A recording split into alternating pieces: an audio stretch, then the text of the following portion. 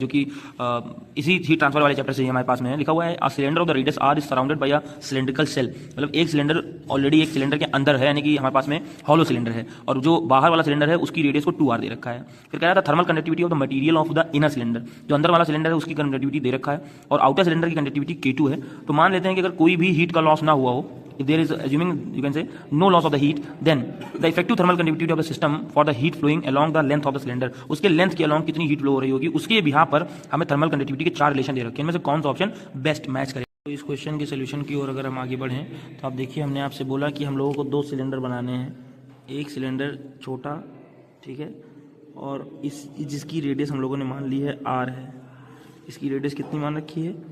r है, और एक और सिलेंडर बनाना है जो कि बड़े रेडियस 2r रेडियस का है, जिसकी रेडियस कितनी बताई गई अभी 2r रेडियस का जिसको बताया जा रहा है, ठीक है। तो एक और बड़ा सिलेंडर बनाया गया जिसकी रेडियस हमारे पास में 2r दे रखा है, ठीक है। बड़े वाले सिलेंडर की रेडियस है ये 2r दे रखा है, ठीक है बच्चों। अब इंपॉर्टेंट ये है कि हमें कॉम्बिनेशन समझना है। तो हमें एक बात पहले से बताई गई थी कि अगर मुझे K सीरीज़ का निकालना हो तो फॉर्मूला, उसके लिए फॉर्मूला जो बनता था एक्चुअली में वो हो जाता था n/k is equal to the 1 में K1 प्लस 1 में K2 प्लस 1 में K3 और प्लस एंड सो ऑन बढ़ते चले जाते थे, ठीक है, जब लेंथ हमारा सेम हो। बट ये ध्यान रखने की जरूरत थी, यहाँ पे लेंथ हमारे पास में सेम होनी चाहिए थी, ठीक। सिमिलरली अगर यही कॉम्बिनेशन मेरे पास पैरेलल का आ जाता, ठीक है, तो पैरेलल के लिए फॉर्मूला जो अगर मुझे निकालना पड़े K इक्विवेलेंट का, तो फॉर्मूला आता था वहाँ पे, क्योंकि सिग्मा की आई अपॉन में सिग्मा, अब देखो AI लिखना पड़ता था, यानी कि मैं कहना चाहता हूँ K1 A1 plus K2 A2,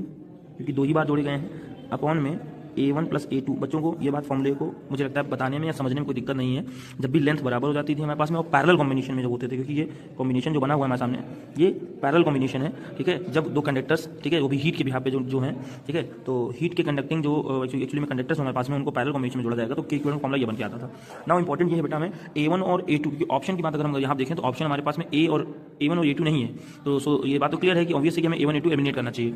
now हमें अगर A1 की बात करी जाए, A1 अगर मैं इसकी बात करूँ, इसकी थर्मल कंडक्टिविटी K1 है, बाहर वाले की जो हमारे पास दूसरा है उसकी K2 है। A1 की कंडक्टिविटी में निकालना चाहता हूँ, मतलब जो पहला वाला रॉड है इसकी थर्मल कंडक्टिविटी के बिहाफ पर बात करें, और एरिया की बात करें इसकी, तो पहले वाला क्योंकि सिलेंडर है और सिलेंडर का जो ये वाला सरफेस एरिया सर्कुलर है, तो रेडियस आने वाली है, रेडियस r दे ही रखा है, तो एरिया होने वाला है पाई r²। तो किसी जगह में बड़े वाले जो हमारे पास में, जो मैंने बड़ा वाला जो मैंने सिलेंडर बना रखा है, इसका ये वाला सरफेस की रेडियस बात करें, ये 2r की ब्लू पेन से जो दिख रही होगी, तो A2 वैल्यू आने वाली है पाई। जैसी बात है आपको समझना पड़ेगा, ये एक हॉलो सिलेंडर है, ठीक है, तब के बिहाफ पे आपको बात समझनी पड़ेगी। तो नो डाउट बच्चे अगर इस वाले की रेडियस को देखना चाह रहे हैं, ये अंदर वाले की रेडियस है, नो डाउट। बड़े वाले की रेडियस बोलें तो 2r दे रखी है, ये भी बात बिल्कुल क्लियर है, बट हमें हॉलो पोर्शन दे रखा है, ये हमें प्रॉब्लमेटिक बात दिख रही है। बट समझने की जरूरत है बच्चों हमारे पास में कि ये बड़े वाले में से इस इतने वाले पोर्शन को तो हमें एलिमिनेट करना पड़ेगा, यानी कि अगर आप बात को सोच रहे होंगे